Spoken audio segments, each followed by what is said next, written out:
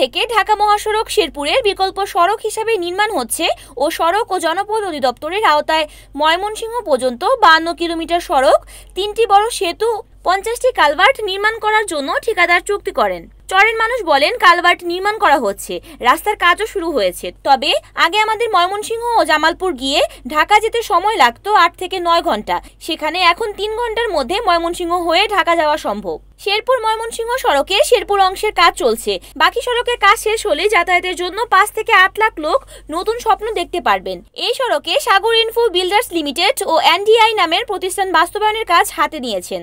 নির্বাহী প্রকৌশলী মোহাম্মদ সাকিরুল ইসলাম জানান, অধিগ্রহণ শুরু হবে খুব শীঘ্রই।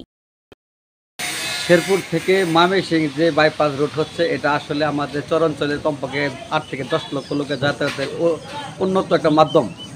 এই রাস্তা অতি দ্রুত কাজ শেষ করে যত তাড়াতাড়ি সম্ভব আমাদের চলাচলের ব্যবস্থা করলে আমাদের চরাঞ্চলের মানুষ উপকৃত হব।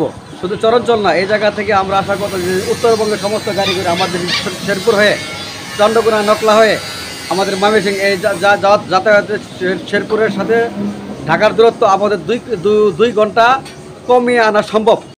রিপোর্ট করেছেন শেরপুর প্রতিনিধি ইউসুফ আলী মন্ডল, NAN TV।